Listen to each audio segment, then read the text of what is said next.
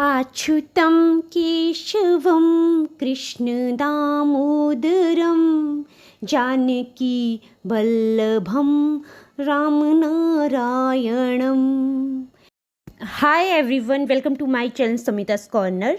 आज की जो वीडियो बहुत ही ज्ञानवर्धक और आपके लिए बहुत ही यूज़फुल होने वाली है। आज की वीडियो का टॉपिक है, जानिए उत्पन्ना एकादशी 2022 में कब है और उसकी पौराणिक कथा और इसका क्या महत्व है। तो चलिए आज की वीडियो शुरू करते हैं। हिंदू ग्रंथों में एकादशी के दिवस को भगवान श्री विष्णु के कारण बहुत ही पवित्र माना गया है। वर्ष में आने वाले 24 से लेकर 26 एकादशी के उत्सव भगवान श्री हरि को बहुत प्रिय होते हैं। प्रत्येक माह में 2 एकादशी के उत्सव आते हैं, जिसमें एक शुक्ल और दूसरा पर्व कृष्ण पक्ष के चलते मनाया जाता है। हिंदू पंचांग के अनुसार अधिक मास व मलमास के आने पर एकादशियों की तिथियां बढ़ाई जाती हैं। प्रत्येक एकादशी की अपनी विशेष व्रत कथा होती है। एकादशी के व्रत को सभी व्रतों में सबसे श्रेष्ठ माना गया है। एकादशी के शुभ अवसर पर अनंत फल प्राप्ति हेतु पूजा पाठ और व्रत आदि को शुभ मुहूर्त में ही करना चाहिए। हिंदू पंचांग के अनुसार सूर्योदय के आधार पर दिनों की गणना की जाती है, इसलिए अंग्रेजी कैलेंडर के हिसाब से एकादशी तिथि की अवधि 2 दिनों के बीच रहती है। एकादशी के दिन रखे गए व्रत को एकादशी के पारण मुहूर्त में खोलना चाहिए। पुराणों में इस मुहूर्त में खोला गया व्रत संपूर्ण माना गया है, इसलिए इन मुहूर्तों और कथाओं का ज्ञान होना बहुत आवश्यक है। तो जानते हैं 2022 में उत्पन्ना एकादशी कब है। उत्पन्ना एकादशी को हरि का दिन कहा जाता है और वर्ष 2022 में यह रविवार के दिन आने वाली है।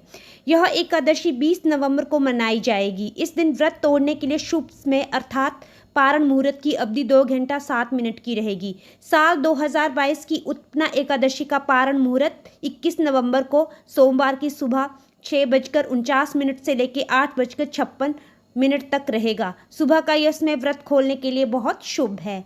इस वर्ष की एकादशी की तिथि का समय 19 नवंबर को सुबह 10:29 आरंभ होगा और अगले दिन रविवार को सुबह 10:41 पर जो है वो समाप्त हो जाएगा। अब जान लेते हैं उत्पन्ना एकादशी व्रत कथा। इस कथा के अनुसार सतयुग काल में एक मुर नामक का दैत्य था, जो कि बहुत बलशाली और अत्याचारी था। इस राक्षस ने सभी देवताओं को पराजित करके देवलोक से भगा दिया था, जिसके कारण देवता बहुत दुखी थे और शरण के लिए कोई स्थान न होने पर मृत्युलोक में भटक रहे थे। भगवान शिव द्वारा आदेश दिए जाने पर सभी देवता क्षीर सागर में भगवान श्री विष्णु से सहायता मांगने के लिए गए। तभी भगवान श्री कृष्ण ने उस राक्षस का वध करने का निर्णय लिया और सभी देवताओं को चंद्रावती नगरी में जाने का आदेश दिया। सभी देवताओं ने जब उस नगरी की ओर प्रस्थान किया तो मूर्ख दैत्य अपनी राक्षस सेना के साथ वहां प्रकट हो गया। उसको देखकर सभी देवता भयभीत होकर इधर उधर भागने लग गए। तभी भगवान स्वयं रणभूमि पर आए और उस दैत्य से युद्ध करना आरंभ किया।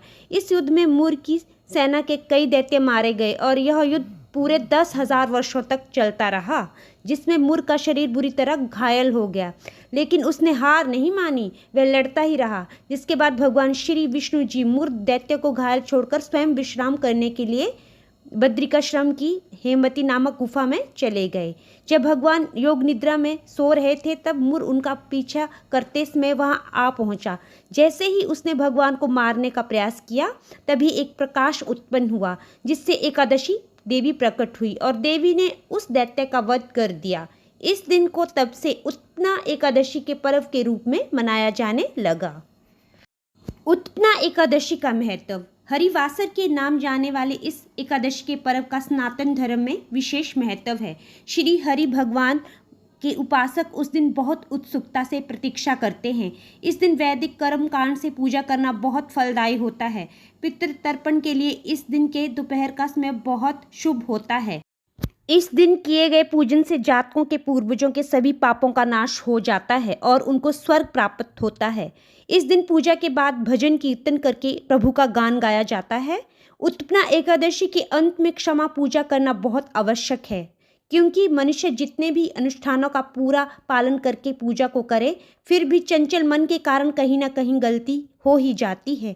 पूजा के समय किसी अन्य वस्तु व कार्य के बारे में सोचने पर भी दोष लग सकता है। इसी कारण से अंत में क्षमा पूजा की जाती है।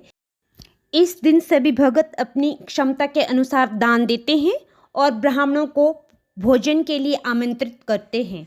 तो ये थी आज की वीडियो।